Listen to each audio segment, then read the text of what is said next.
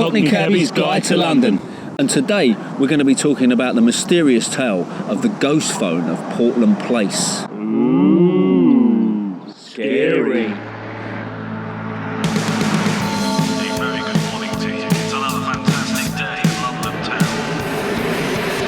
We are London, pass through glorious city of delight. Hey, talk of the first impressions, what was yours? We're going to take a look at a quirky slice of London history right by the Langham Hotel. It's the taxi rank phone, and believed to be the last one in existence of its kind in central London.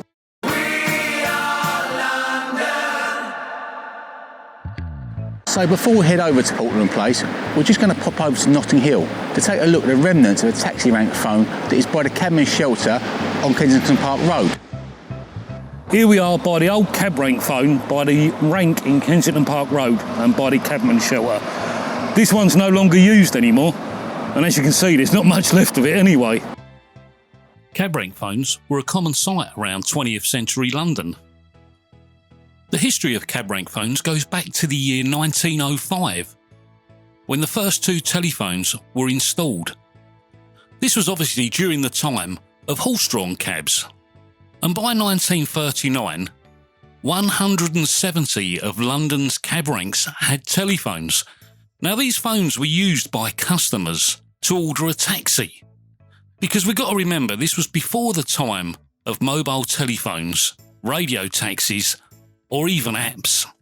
The GPO stated, the General Post Office, that because these phones were heavy-duty, outdoor-type phones, they were costing £18 per year to maintain them, and they were no longer prepared to do this for free.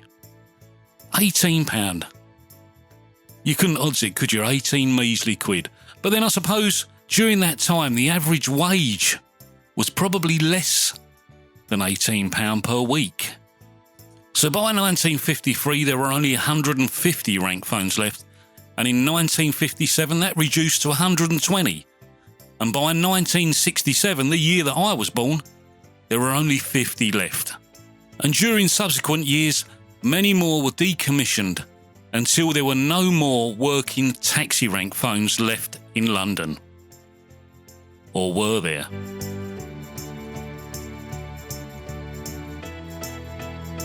Do you know that rank phone Jamie's talking about? Yeah. You know it's meant to be haunted, don't you? Really? Yeah, ask him. And they write Napoleon. I'd offer you a cup of tea, mate. Better go right through you. Here we are outside the Langham Hotel in central London, on the taxi rank. And this is a taxi rank telephone, probably the last one in existence in central London. Obviously this phone no longer works anymore, but some drivers have reported that they've heard it ringing late at night. But when they answer it, all they hear is ghostly voices, static and scary noises. So who is the ghostly voice that haunts the phone at the rank behind me? Well, there are a few suspects, and some of them still haunt the Langham Hotel behind me. And there's one that actually haunts the BBC Broadcasting House building in front of me. But which one is it? The Langham Hotel in Portland Place. This stunning Victorian building is one of London's famous landmarks and remains one of the places to stay in the city centre. What many don't know is the Langham is also home to residents of a rather spooky nature. During the BBC's occupation of the hotel, it was suggested that up to 5 ghosts stalk the halls of the Langham. Reports feature a European nobleman who allegedly fell to his death from an upper storey room, who walks through walls and doors before a sudden drop in temperature and a gust of cold air. Apparently, as legend has it, room 333 in the Langham is the most haunted room in the hotel. This hotel room is said to be one of the most haunted in London, and legend has it that the room is home to the ghost of a Victorian doctor who murdered his wife before killing himself during their honeymoon. A BBC reporter claims he woke in the middle of the night to a bright white ball of light at the end of his bed.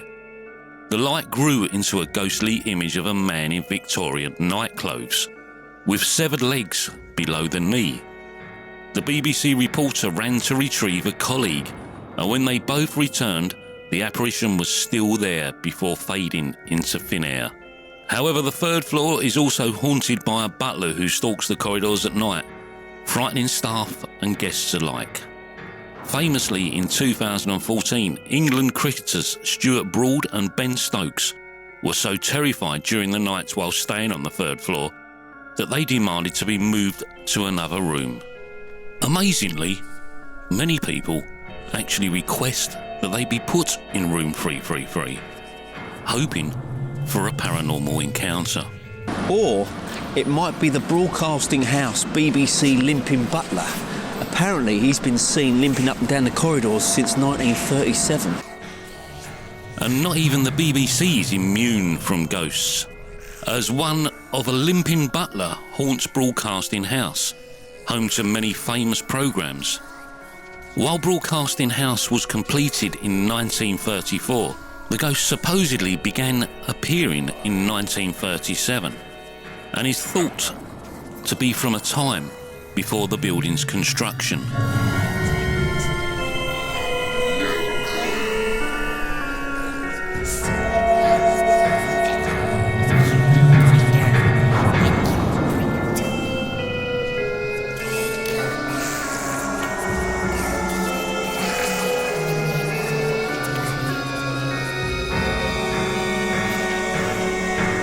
So here we are, Portland Place, by the ghost phone. We thought we'd come and take in a bit of the atmosphere. It's about 2 o'clock in the morning. Thought maybe we could kind of catch the phone ringing, eh? Maybe we could even call room 333. See if we get any answer.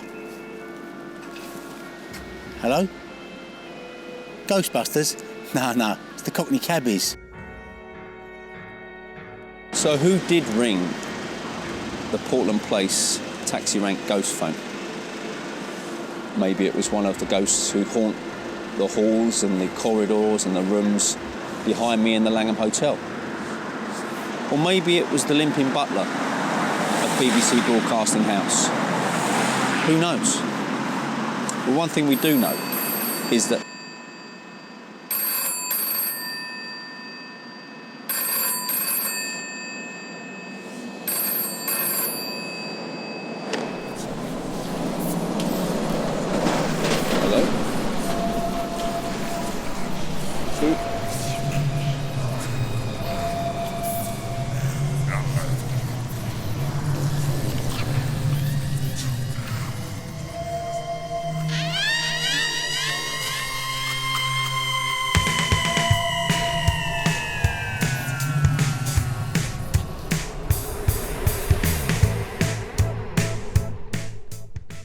Thanks for watching the Cockney Cabbie's Guide to London and our little video about a disappearing piece of London's history, the London taxi rank phones.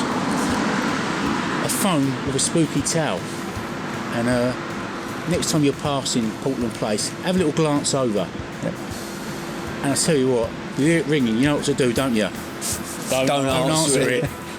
Absolutely. Are you not cold? No, not at all. He's from South London, the Marshes. They don't need coats down there. Now, don't forget to follow us on Facebook and Instagram and Twitter under the name Cockney Cabbies. And of course, don't forget to like and subscribe the YouTube channel Cockney Cabbies. And also hit that notification bell. That means you'll never miss a future video. Don't forget, be lucky. We'll see you on the next one. Definitely. Make sure everyone watches the Cockney Cabbie's Guide to London. So where are we going then, darling? Your place or mine? I can't go anywhere because I've got nobody to go with. Hey! Sorry. Dennis loves it.